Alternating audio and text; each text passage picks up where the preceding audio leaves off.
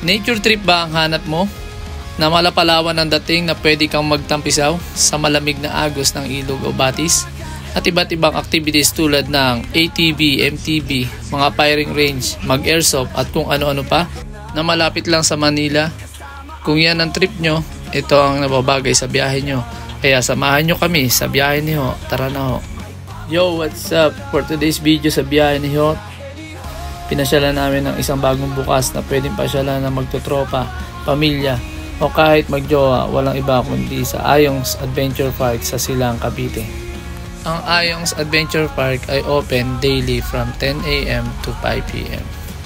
At makikita natin dito napakaganda nilang lobby na kung saan dyan tayo makakakuha ng tickets para ma-access natin ang lahat ng paliguan nila dito sa Ayongs Adventure Park. At meron din ditong kids zone para sa mga bata na gusto maglaro at mag-enjoy tulad ng swing, zipline, monkey bars, playhouse, trampoline at go-kart.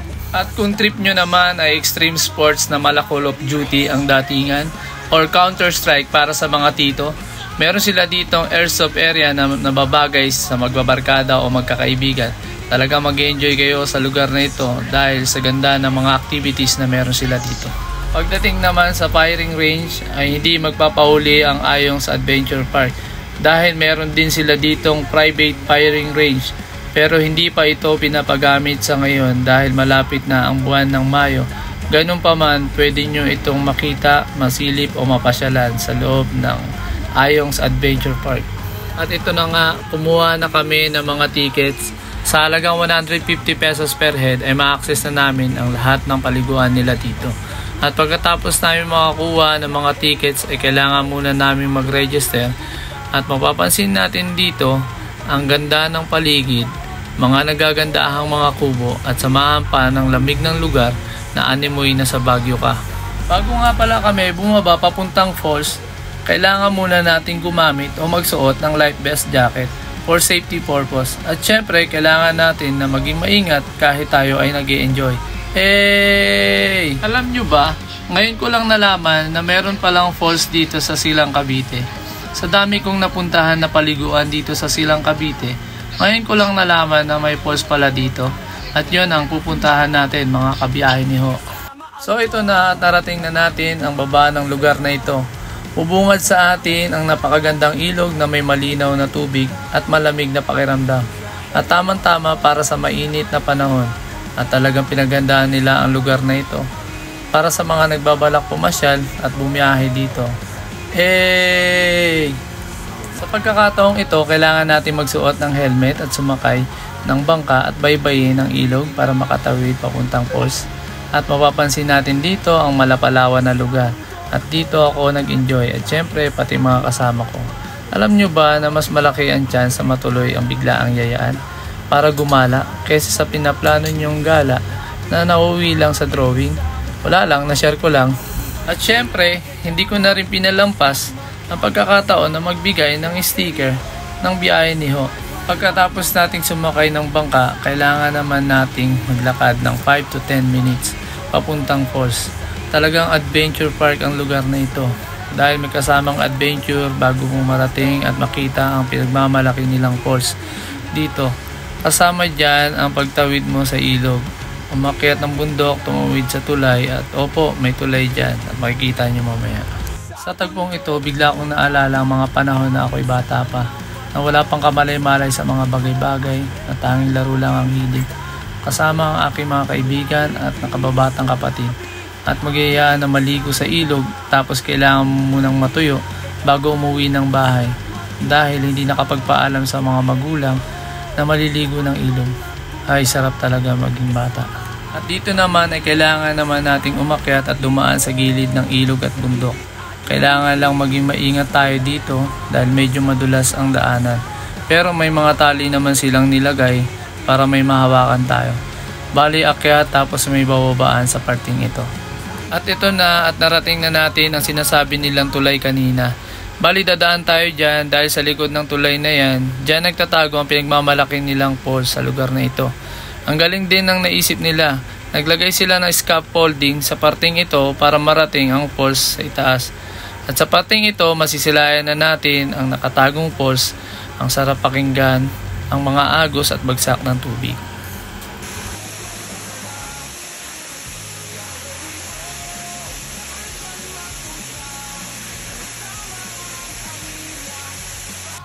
At syempre, hindi mawawala ang picture-picture.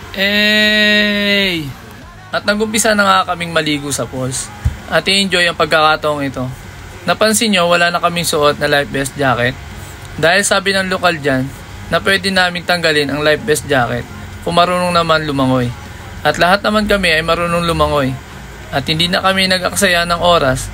Lahat ng pwedeng liguan dito ay sinubukan na namin. At sa mga nagtatanong kung saan ang lugar na ito, ang Ayung's Adventure Park ay matatagpuan sa Barangay Paligawan, Silang, Cavite. Kung galing kang Manila, wala pang isang oras kalahati ay mararating mo na ang Silang, Cavite. Kaya kung magpupunta kayo dito, for sure at mag-i-enjoy kayo.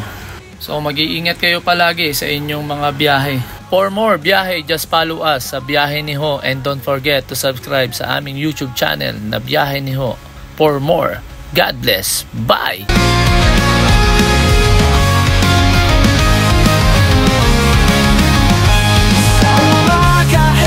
Na gasolina, handa na ang motor, tara't bumiyahe na. Kasama ang tropa, damang-dama ang saya. Sa bawat kalsada, may bagong kwentong dala.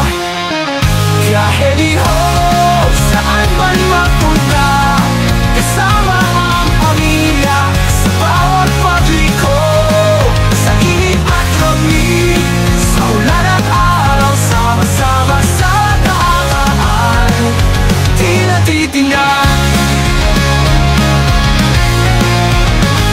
Sa bundok o dagat, kahit saan mapadpad, sa bawat liko at rekta, laging handa ang lahat. Mga ngiti sa labi, hangin sa mukha, ang mundo'y tila gagaan, basta't magkakasama. Biyahe ni Ho, saan man magpunta, kasama ang pamilya, sa bawat pagliko, sa init at lamig, sa ulan at araw, sama-sama sa daan, di natitingnan, di natitingnan. Sa bundok o dagat, kahit saan mapadpad, sa bawat liko at rekta, laging handa ang lahat. Mga ngiti sa labi, hangin sa mukha, ang mundo'y tila gagaan, basta't magkakasama. Biyahe ni Ho, saan man magpunta, kasama ang pamilya, sa bawat pagliko, sa init at lamig, sa ulan at araw, sama-sama sa daan, di natitingnan. Kahit gaano kahaba ang daan, di natitingnan. Sa bundok o dagat, kahit saan mapadpad, sa bawat liko at rekta, laging handa ang lahat. Mga ngiti sa labi, hangin sa mukha, ang mundo'y tila gagaan, basta't magkakasama. Biyahe ni Ho.